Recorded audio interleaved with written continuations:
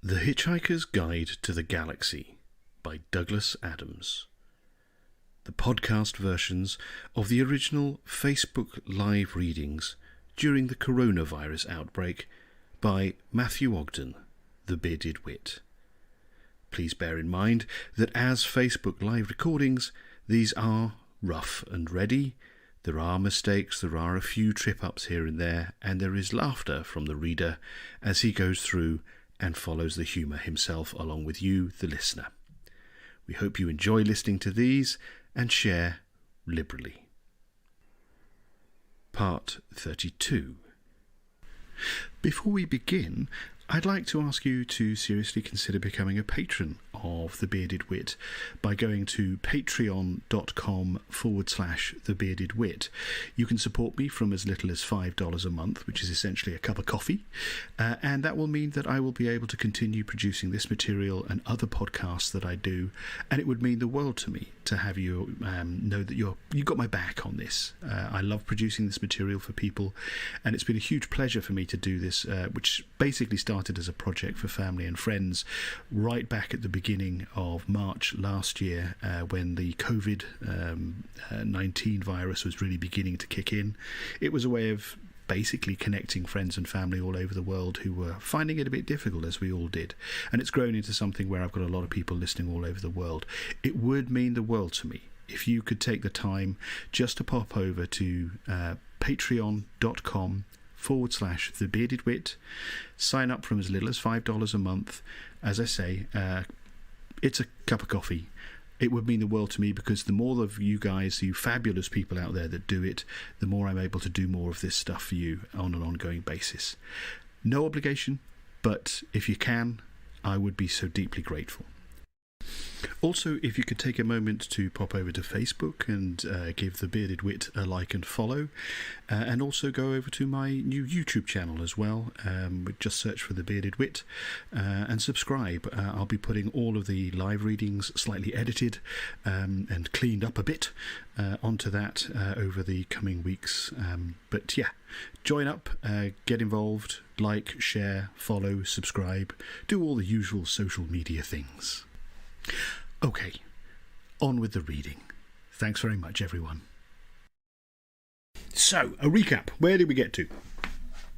So, as regular listeners will know, we are well into Mostly Harmless, the 5th book, penned by the wonderful Douglas Adams, where we have discovered that Arthur has been stranded on the planet Lamuella, where he has become renowned as the sandwich maker. And he was, according to Old Thrashbarg, the sandwich maker sent from Bob. And Old Thrashbarg has basically had a hard time trying to keep the people of Lamuella docile. He's had to fold in an awful lot of spaceships and crashes into his completely made-up narrative. And then Trillian turned up with someone called Random in tow, and Random turned out to be her teenage daughter, who was also Arthur's daughter, because after the destruction of the Earth in this timeline, in this universe, he was the only other person in the universe with the right DNA. So, as he had used his DNA as a way of, his unique DNA as a way of getting upgrades in space travel, there was a lot of it for her to use. And the byproduct of all of that was Random. But she's busy working in the space-time continuum news world, which means she can't really have a 13-year-old child in tow with her all the time. So she dumped her on Arthur. They were just beginning to get to know each other when the gift, or the box, not really a gift actually, it's a curse, that Ford had discovered in the building of the guide, which has been taken over, we find out, by Infinitum Enterprises, who are in turn Vogons. They have completely revamped the guide, and the guide is this now one guide that they can basically send through the space-time continuum, that is incredibly vain, hyper intelligent, and basically is going to screw up everything if we're not careful. And that was sent to Lamuella, opened the box by Random. Random got seduced by how groovy this new guide was and disappeared off into the space-time continuum with the guide. But Ford landed on the ship that the guide manipulated to land on the planet. Random hit him because she didn't know who he was. They got into the ship and disappeared, and now Ford and Arthur have been stranded on Lamuella. What they have then discovered is that the perfectly normal beast, which appears twice a year in various migrations crossing the Ahondo Plain, is obviously coming through a rift in the space-time continuum. They've decided to ride one of these perfectly normal beasts through the space-time rift to try and get off the planet. And that's where we left them. Thrashbarg, by the way, loves this because now he gets to be top dog again on planet Lamuella. So he had no problem encouraging them to get onto a gigantic bison-like thing and disappearing off into quite potentially nothing. And that's where we are. Let's read on. Misty grey buildings loomed and flickered. They bounced up and down in a highly embarrassing way. What sort of buildings were they? What were they for? What did they remind her of? It's so difficult to know what things are supposed to be when you suddenly turn up unexpectedly on a different world which has a different culture, a different set of the most basic assumptions about life, and also incredibly dull and meaningless architecture. The sky above the buildings was a cold and hostile black. The stars, which should have been blindingly brilliant points of light this far from the sun, were blurred and dulled by the thickness of the huge shielding bubble. Perspex, or something like it. Something dull and heavy anyway. Trisha wound the tape back again to the beginning. She knew there was something slightly odd about it. Well, in fact, there were about 1 million things that were slightly odd about it, but there was one that was nagging at her, and she hadn't quite got it. She sighed and yawned. As she waited for the tape to rewind, she cleared away some of the dirty polystyrene coffee cups that had accumulated on the editing desk and tipped them into the bin. She was sitting in a small editing suite at a video production company in Soho. She had "Do Not Disturb" notices plastered all over the door, and a block on all incoming calls at the switchboard. This was originally to protect her astonishing scoop, but now it was to protect her from embarrassment. She would watch the tape all the way through, again from the beginning, if she could bear to. She might do some fast-forwarding here and there. It was about 4 o'clock on a Monday afternoon, and she had a kind of sick feeling. She was trying to work out what the cause of this slightly sick feeling was, and there was no shortage of candidates. First of all, it had come on top of the overnight flight from New York, the red-eye, always a killer that. Then, being accosted by aliens on her lawn and flown out to the planet Rupert. She was not sufficiently experienced in that sort of thing to be able to say for sure that was always a killer, but she would be prepared to bet that those who went through it regularly cursed it. There were always stress charts being published in magazines. 50 stress points for losing your job, 75 points for a divorce, or changing your hairstyle, and so on. None of them ever mentioned being accosted on your lawn by aliens and then being flown to the planet Rupert. But she was sure it was worth a few dozen points. It wasn't that the journey had been particularly stressful. It had been extremely dull, in fact.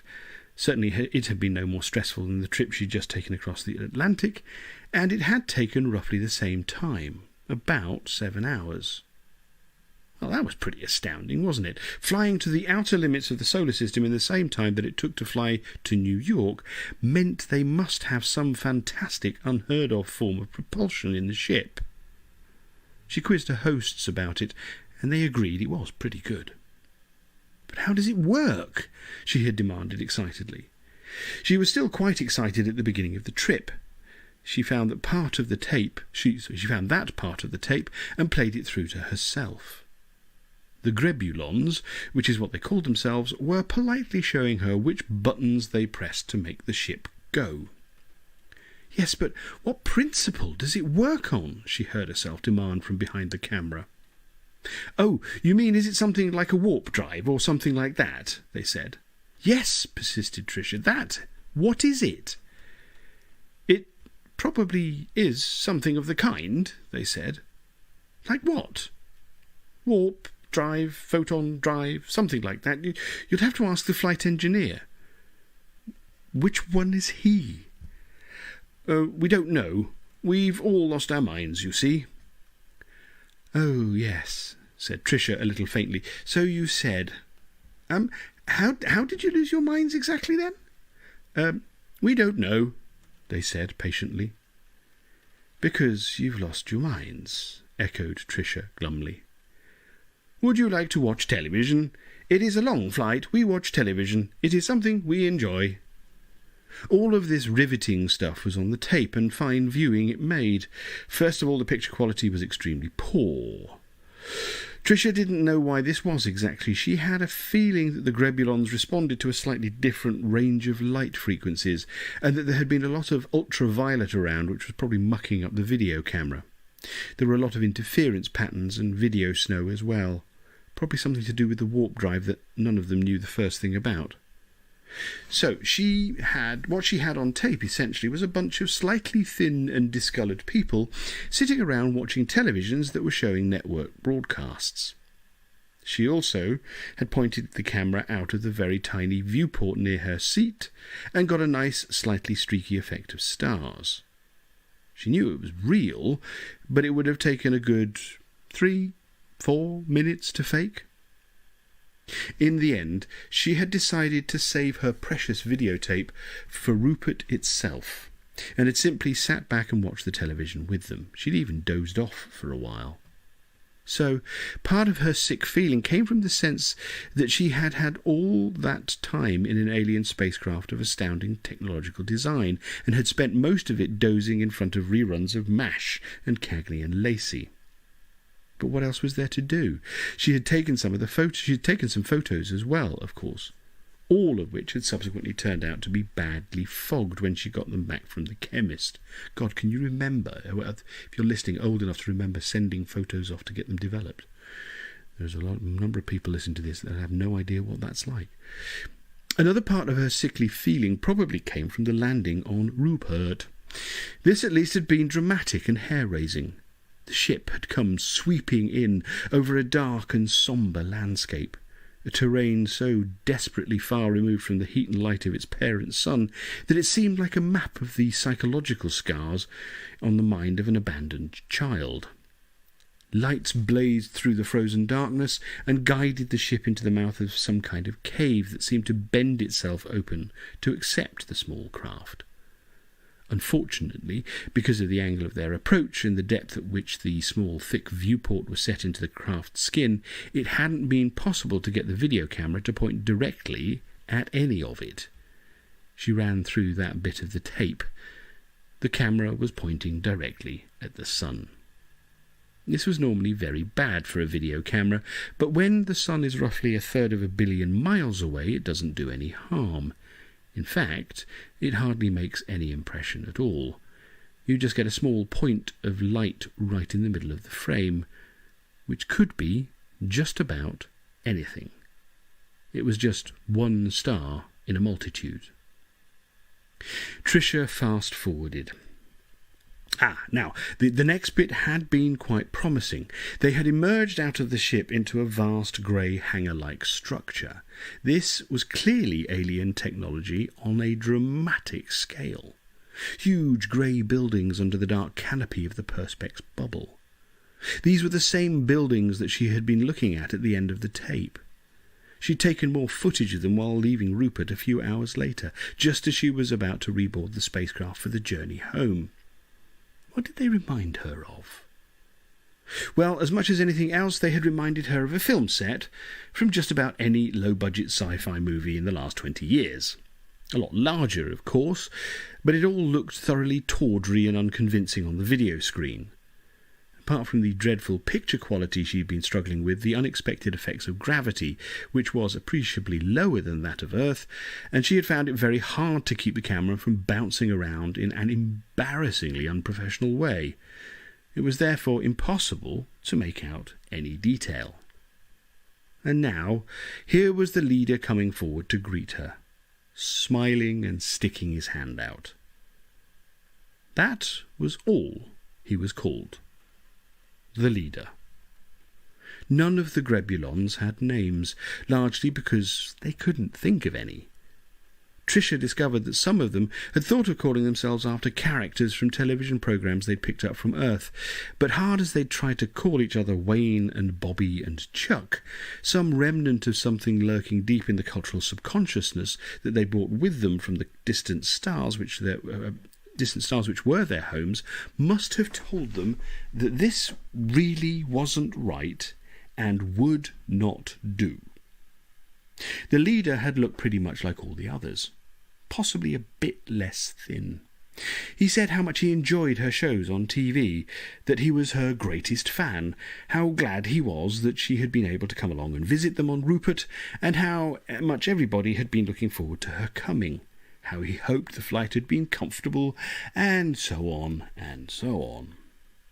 There was no particular sense she could detect of being any kind of emissary from the stars or anything.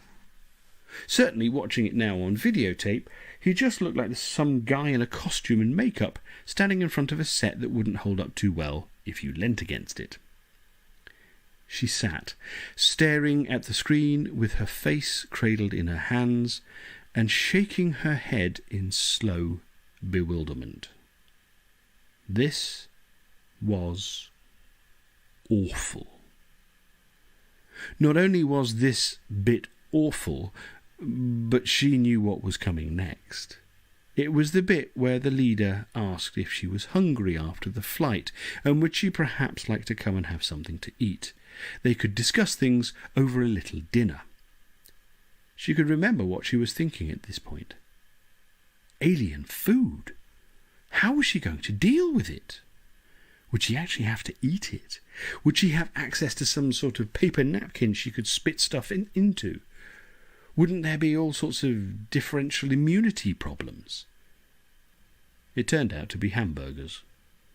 Not only did it turn out to be hamburgers, but the hamburgers it turned out to be were very clearly and very obviously McDonald's hamburgers, which had just been reheated in a microwave. It wasn't just the look of them, it wasn't just the smell, it was the polystyrene clamshell packages they came in, which had McDonald's printed all over them. "Eat! Enjoy!" said the leader. "Nothing is too good for our honoured guest." This was in his private apartment. Trisha had looked round it in bewilderment that had bordered on fear, but had nevertheless got it all on videotape. The apartment had a waterbed in it, and a MIDI hi-fi, and one of those tall electrically illuminated glass things which sit on tabletops and appear to have large globules of sperm floating about in them. The walls were covered in velvet. The leader lounged against a brown corduroy beanbag and squirted breath freshener into his mouth. Trisha began to feel very scared suddenly. She was further from Earth than any human being, to her knowledge, had ever been, and she was with an alien creature who was lounging against a brown corduroy beanbag and squirting breath freshener into his mouth. She didn't want to make any false moves. She didn't want to alarm him, but there were things she had to know. Where did you get this?" she asked, gesturing around the room nervously. "The decor?" asked the leader. "Do you like it? It is very sophisticated. We are a sophisticated people, we Grebulons. We buy sophisticated consumer durables, by mail order." Trisha had nodded tremendously slowly at this point. "Mail order," she had said. The leader chuckled. It was one of those dark chocolate, reassuring, silky chuckles. "Ah, I think you think they ship it here. No, ha, ha, ha. We have arranged a special box number in New Hampshire. We make regular pick-up visits. Ha, ha, ha." He lounged back in a relaxed fashion on his beanbag, reached for a reheated French fry, and nibbled the end off it, an amused smile playing across his lips. Trisha could feel her brain beginning to bubble very slightly. She kept the video camera going. How do you pay for these wonderful things?" The leader chuckled again. "Ha, ha, ha, American Express." Trisha nodded slowly again. She knew that they gave cards exclusively to just about anybody. "And these," she said, holding up the hamburger he had presented her with. "It is very easy," said the leader. "We stand in line." Again, Trisha realised with a cold, trickling feeling going down her spine.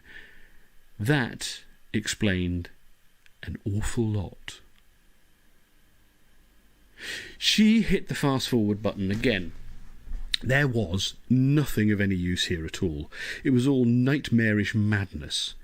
She could have faked something that would have looked more convincing.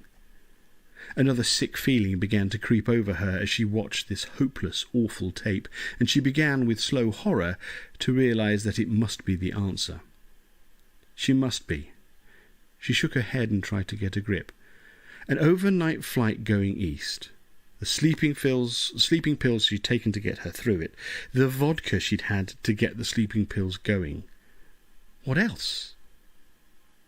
Well, there were 17 years of obsession that a glamorous man with two heads, one of which was disguised as a parrot in a cage, had tried to pick her up at a party but then had impatiently flown off to another planet in a flying saucer. There suddenly seemed to be all sorts of bothersome aspects to that idea that had never really occurred to her. Never occurred to her in 17 years. She stuffed her fist into her mouth. She must get help. Then there had been Eric Bartlett banging on about an alien spacecraft landing on her lawn. And before that, New York had been, very hot and very stressful. The high hopes and the bitter disappointment, the astrology stuff. She must have had a nervous breakdown. That was it. She was exhausted, and she had had a nervous breakdown and had started hallucinating some time after she got home. She had dreamt the whole story. An alien race of people dispossessed of their own lives and histories, stuck on a remote outpost of our solar system and filling their cultural vacuum with our cultural junk. Ha! It was just nature's way of telling her to check into an expensive medical establishment very quickly. She was very, very sick. She looked at how many large coffees she'd got through as well and realised how heavily she was breathing and how fast. Part of solving any problem, she told herself, was realising you had it in the first place. She started to bring her breathing under control. She had caught herself just in time. She had seen where she was. She was on the way back from whatever psychological precipice she had been on the brink of. She started to calm down, to calm down, to calm down. She sat back in the chair and closed her eyes. After a while, now that she was breathing normally again, she opened them again. So where had she got this tape from then? It was still running. All right, it was a fake. She had faked it herself. Yeah, that was it. It must have been her who had faked it because her voice was all over the soundtrack, asking questions. Every now and then the camera would swing down at the end of a shot, and she would see her own feet in her own shoes. She had faked it, and she had no recollection of faking it or any idea of why she had done it. Her breathing was getting hectic again as she watched the snowy, flickering screen. She must still be hallucinating. She shook her head, trying to make it go away. She had no memory of faking any of this very obviously fake stuff. On the other hand, she did seem to have memories that were very like the faked stuff. She continued to watch in a bewildered trance. The person she imagined to be called the leader was questioning her about astrology, and she was answering smoothly and calmly. Only she could detect the well-disguised rising panic in her own voice. The leader pushed a button, and a maroon velvet wall slid aside, revealing a large bank of flat TV monitors. Each of the monitors was showing a kaleidoscope of different images. A few seconds from a game show, a few seconds from a cop show, a few seconds from a supermarket warehouse security system, a few seconds from somebody's holiday movies, a few seconds of sex, a few seconds of news, a few seconds of comedy. It was clear that the leader was very proud of all this stuff, and he was waving his hands like a conductor while continuing at the same time to talk complete gibberish. Another wave of his hands, and all the screens cleared to form one giant computer screen, showing in diagrammatic form all the planets of the solar system and mapped out against a background of the stars in their constellations. The display was completely static. "We have great skills," the leader was saying. "Great skills in computation, in cosmological trigonometry, in three-dimensional navigational calculus. Great skills, great skills. Only we have lost them. It is too bad. We like to have skills, only they have gone. They are in space, somewhere, hurtling, with our names and the details of our homes and loved ones. Please," he said, gesturing her forward to sit at the computer's console. "Be skillful for us." Obviously, what happened next was that Trisha quickly set the video camera up on its tripod to capture the whole scene. She then walked into a shot herself and sat down calmly in front of the giant computer display, spent a few moments familiarizing herself with the interface, and then started smoothly and competently to pretend that she hadn't the faintest idea what it was she was doing. It hadn't been that difficult, in fact. She was, after all, a mathematician and astrophysicist by training, and a television presenter by experience, and what science she had forgotten over the years was more than capable of making up. She was more than capable of making up by bluffing. The computer she was working on was clear evidence that the Grebulons came from a far more advanced and sophisticated culture than their current vacuous state suggested, and with its aid she was able, within about half an hour, to cobble together a rough working model of the solar system. It wasn't particularly accurate or anything, but it looked good.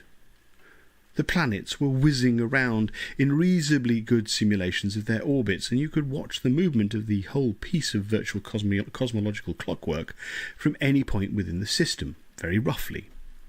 You could watch from Earth, you could watch from Mars, etc. You could watch from the surface of the planet Rupert. Trisha had been quite impressed with herself, but also very impressed with the computer system she was working on. Using a computer workstation on Earth, the task would probably have taken a year or so of programming. When she was finished, the leader came up behind her and watched. He was very pleased and delighted with what she had achieved. "Good," he had said. "And now, please, I would like you to demonstrate how to use the system you have just designed to translate the information in this book for me." Quietly, he put a book down in front of her. It was You and Your Planets by Gail Andrews. Trisha stopped the tape again. She was definitely feeling very wobbly indeed. The feeling that she was hallucinating had now receded, but had not left anything any easier or clearer in her head. She pushed back her seat from the editing desk and wondered what to do. Years ago she had left the field of astronomical research because she knew without any doubt whatsoever that she had met a being from another planet at a party. And she had also known, without any doubt whatsoever, that she would have made herself a laughingstock if she had ever said so. But how could she study cosmology? How could she study cosmology and not say anything about the single most important thing she knew about? She had done the only thing she could do. She left. She had now started working in television, and the same thing had happened again. She had videotape, actual videotape, of the most astounding story in the history of, well, anything. A forgotten outpost of an alien civilization marooned on the outermost planet of our own solar system. She had the story. She had been there. She had seen it. She had the videotape, for God's sake. And if she ever showed it to anybody, she would be a laughingstock. Slap.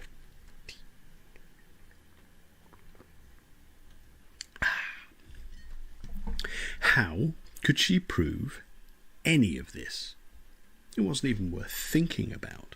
The whole thing was a nightmare from virtually any angle she cared to look at it. Her head was beginning to throb. She had...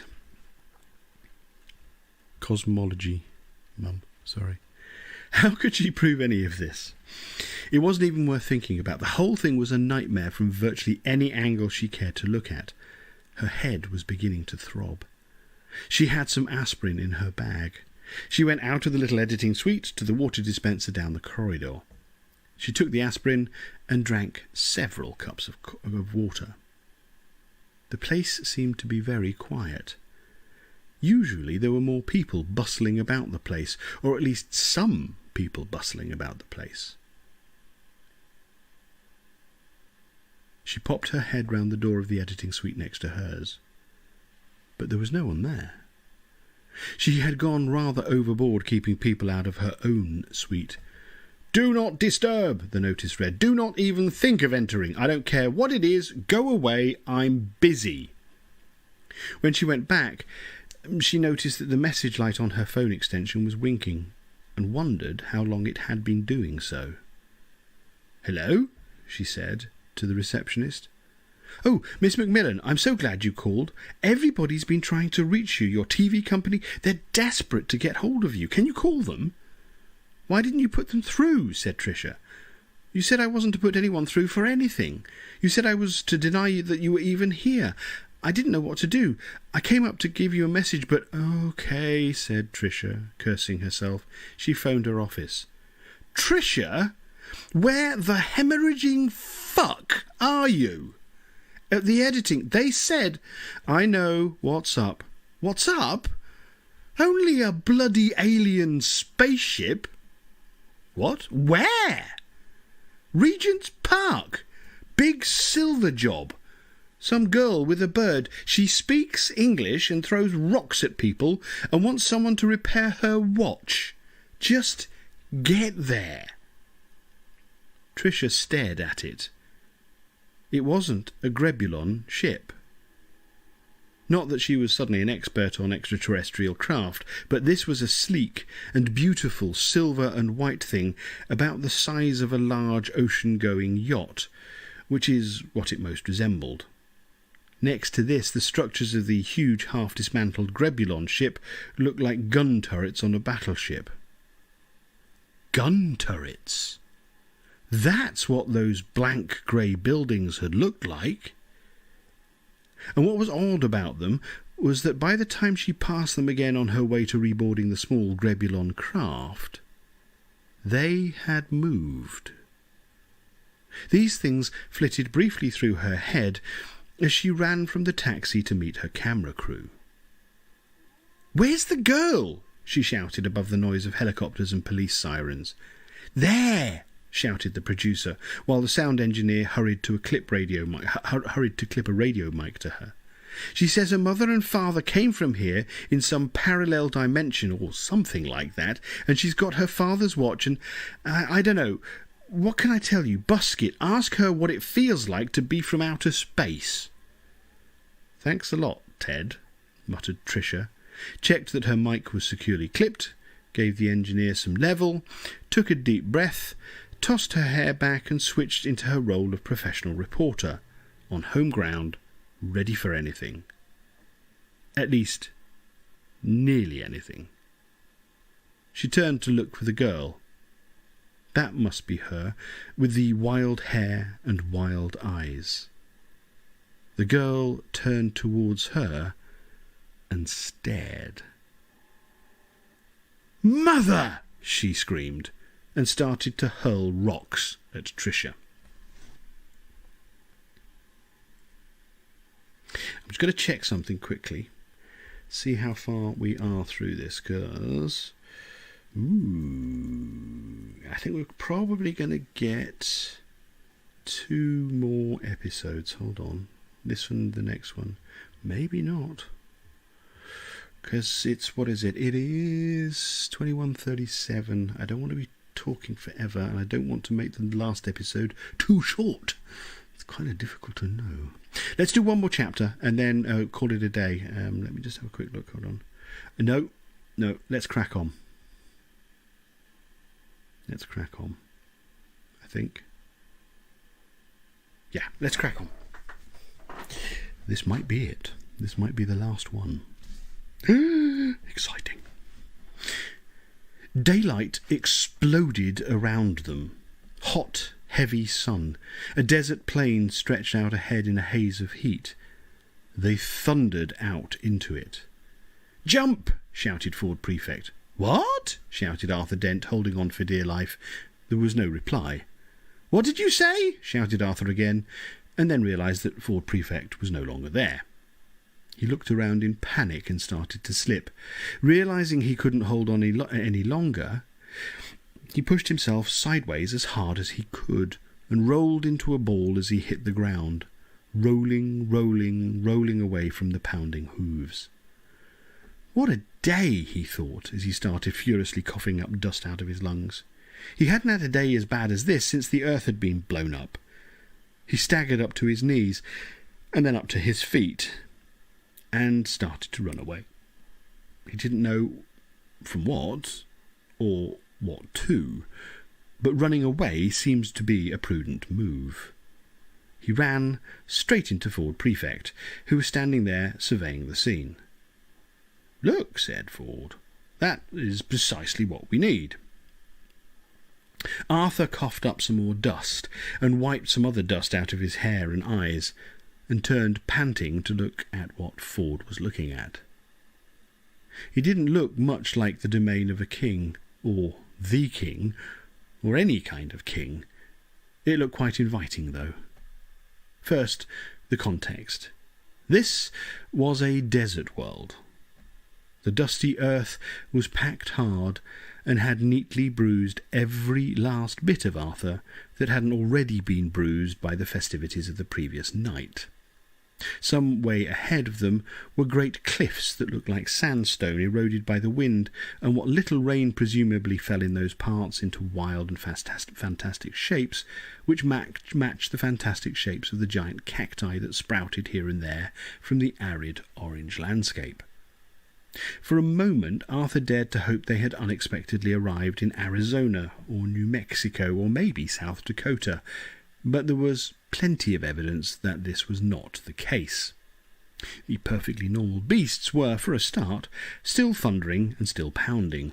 They swept up in their tens of thousands from the far horizon, disappeared completely for about half a mile, and then swept off thundering and pounding into the distant horizon opposite. Then there were the spaceships, parked in front of the bar and grill. The domain of the king, bar and grill. Bit of an anticlimax, thought Arthur to himself. In fact, only one of the spaceships was parked in front of the domain of the king, bar and grill. The other 3 were in a parking lot by the side of the bar and grill. It was the one in front that caught the eye, though. Wonderful-looking thing. Wild fins all over it. Far, far too much chrome all over the fins, and most of the actual bodywork painted in a shocking pink. It crouched there, like an immense brooding insect, and looked as if it was at any moment about to jump on something about half a mile away. The domain of the King Bar and Grill was slap bang in the middle of where the perfectly normal beasts would be charging if they didn't take a minor trans-dimensional diversion on the way. It stood on its own, undisturbed, an ordinary bar and grill, a truck stop diner, somewhere in the middle of nowhere, quiet, the domain of the King. "Gonna buy that spaceship," said Ford quietly. "Buy it?" said Arthur. "That's not like you. I thought you usually pinched them." "Sometimes," said Ford, "you have to show a little respect." "Probably have to show a little cash as well," said Arthur. "How the hell much is that thing worth?" With a tiny movement, Ford brought his Dino Charge credit card up out of his pocket. Arthur noticed that the hand holding it was trembling very slightly. "I'll teach them to make me the restaurant critic," breathed Ford. "What do you mean?" asked Arthur tremulously. "I'll show you," said Ford with a nasty glint in his eye. "Let's go and run up a few expenses, shall we?" "Couple of beers," said Ford. "Oh, and I don't know, a couple of bacon rolls, whatever you've got. Oh, and that pink thing outside." He flipped his card on top of the bar and looked around casually. There was a kind of silence. There hadn't been a lot of noise before, but there was definitely a kind of silence now. Even the distant thunder of the perfectly normal beasts carefully avoiding the domain of the King seemed suddenly a little muted. "Just rode into town," said Ford, as if nothing was odd about that or anything else. He was leaning at the bar at an extravagantly relaxed angle. There were about 3 other customers in the place, sitting at tables nursing beers. About 3. Some people would say there were exactly 3, but it wasn't that kind of a place. Not the kind of place that you felt like being that specific in. There was some big guy setting up some stuff on a little stage as well. Old drum kit, a couple of guitars, country and western kind of stuff. The barman was not moving very swiftly to get in Ford's order. In fact, he wasn't moving at all. "Not sure the pink thing's for sale," he said at last in the kind of accent that went on for a long time. "Sure it is," said Ford. "How much do you want?" "Well, think of a number. I'll double it." "Don't mind a sale," said the barman. "So whose?" The barman nodded at the big guy setting up on stage. Big fat guy, moving slow, balding. Ford nodded. He grinned. "Okay," he said. "Get the beers, get the rolls, and keep the tab open." Arthur sat at the bar and rested. He was used to not knowing what the hell was going on. He felt comfortable with it. The beer was pretty good, and it made him a little sleepy, which he didn't mind one bit. The bacon rolls were not bacon rolls. They were perfectly normal beast rolls. He exchanged a few professional roll-making remarks with the barman and just let Ford get on with whatever Ford wanted to do.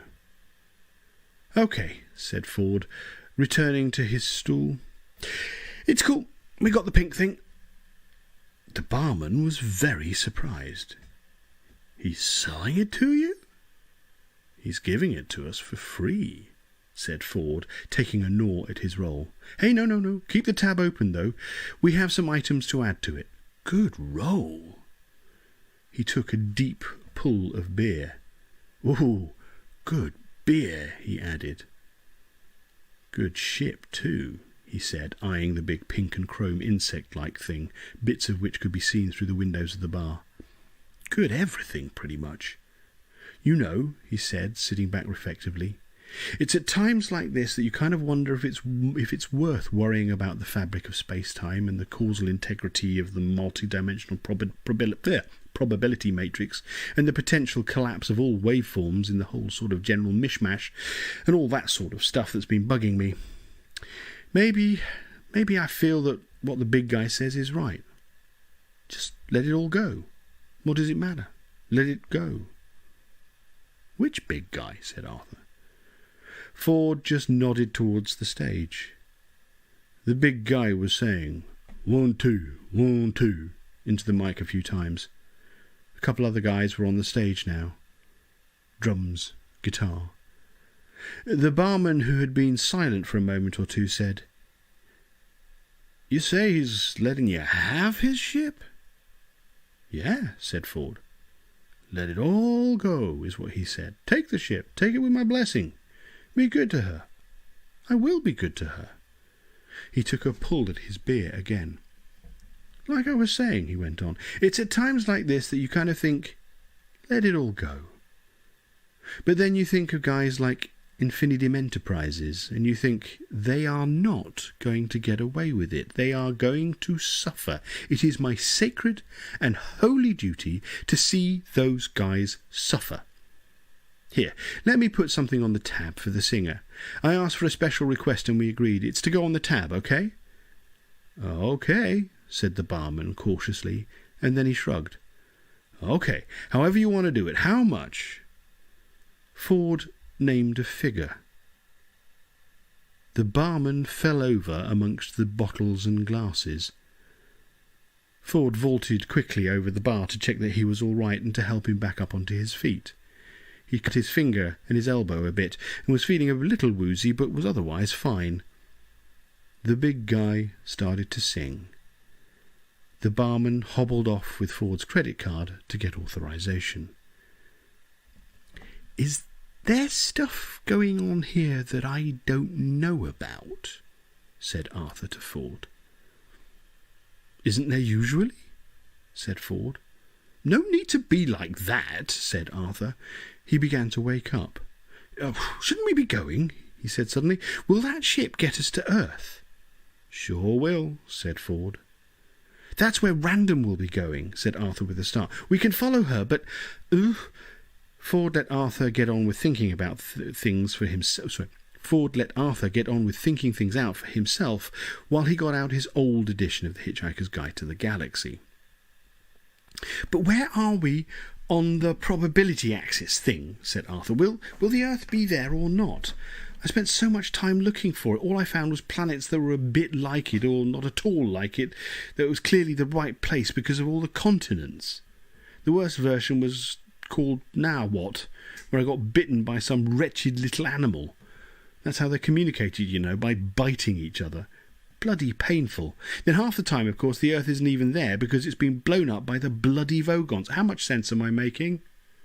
Ford didn't comment. He was listening to something. He passed the guide over to Arthur and pointed at the screen. The active entry read, "Earth, mostly harmless." "You mean it's there?" said Arthur excitedly. "The Earth is there? That's where Random will be going. The bird was showing her the Earth in a rainstorm." Ford motioned Arthur to shout a little less loudly. He was listening. Arthur was growing impatient. He'd heard bar singers singing Love Me Tender before. He was a bit surprised to hear it here, right in the middle of wherever this hell was, certainly not Earth, but then things tended not to surprise him these days as much as they used to do formerly. The singer was actually quite good, as bar singers went, if you like that sort of thing, but Arthur was getting fretful. He glanced at his watch. This only served to remind him that he didn't have his watch anymore. Random had it, or at least the remains of it. "Don't you think we should be going?" he said insistently. "Shh," said Ford. "I paid to hear this song." He seemed to have tears in his eyes, which Arthur found a bit disturbing. He'd never seen Ford moved by anything other than very, very strong drink. Probably the dust. He waited, tapping his fingers irritably out of time with the music. The song ended. The singer went on to do Heartbreak Hotel. "Anyway," Ford whispered, "I've got to review the restaurant." "What?" "I have to write a review." "Write a review of this place?" "Filing the review validates the expenses claim. I've fixed it so that happens automatically, completely and untraceably. This bill is going to need some validation," he added quietly, staring into his beer with a nasty smirk. "For a couple of beers and a roll? And a tip for the singer." "Why, how much did you tip him?" Ford named a figure again. I don't know how much that is," said Arthur. "What's it worth in pounds sterling? What would it buy you?"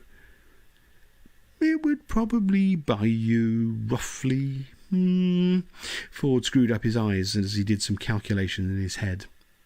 "Switzerland," he said at last. He picked up his Hitchhiker's Guide and started to type. Arthur nodded intelligently. There were times when he wished he understood what on earth Ford was talking about, and other times, like now, when he felt it was probably safer not even to try. He looked over Ford's shoulder. "This isn't going to take long, is it?" he said. "Nah," said Ford. "Piece of piss. Just mention that the rolls were quite good, the beer was good and cold, local wildlife, nicely eccentric, the bar singer the best in the known universe, and that's about it. Doesn't need much, just a validation." He touched an area on the screen marked Enter, and the message vanished into the sub-ether. "You thought the singer was pretty good, then?" "Yeah," said Ford. The barman was returning with a piece of paper which seemed to be trembling in his hand. He pushed it over to Ford with a kind of nervous, reverential twitch. "Funny thing," said the barman. "The system rejected it the first couple of times. Can't say it surprised me." Beads of sweat were standing on his brow. "Then suddenly it's, 'Oh yeah, that's okay.' And the system validates it. Just like that. You want to sign it?" Ford scanned the form quickly. He sucked his teeth. "This is going to hurt infinitum a lot," he said, with an appearance of concern. "Oh well," he added softly. "Screw 'em." He signed with a flourish and handed it back to the barman. "More money," he said, "than the Colonel made for him in an entire career of doing crap movies and casino gigs. Just for doing what he does best. Standing up and singing in a bar. And he negotiated it himself. I think this is a good moment for him.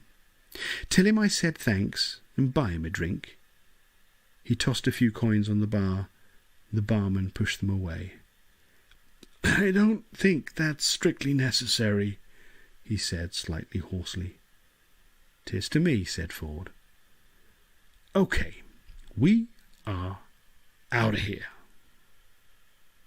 They stood in the heat and the dust and looked at the big pink and chrome thing with amazement and admiration. Or at least Ford looked at it with amazement and admiration. Arthur just looked at it.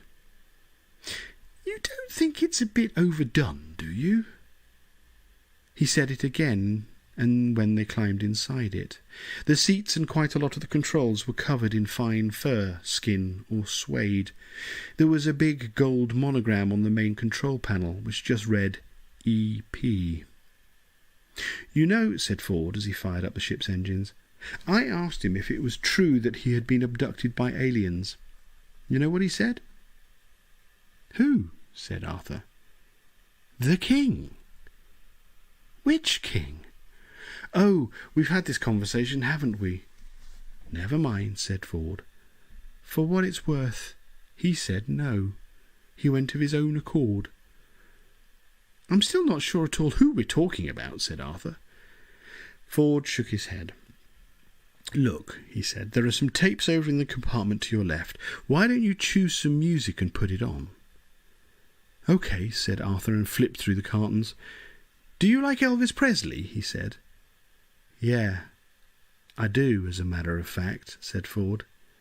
Now, I hope this machine can leap like it looks like it can. He engaged the main drive. Yee-haw! Shouted Ford as they shot upwards at face-tearing speed. It could.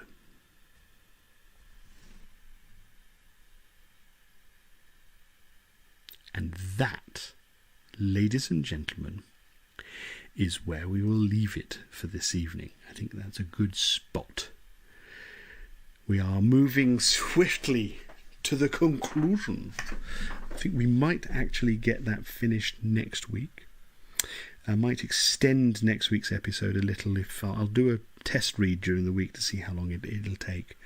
But I'm not sure we're going to get 2 full episodes out of what's left of the book.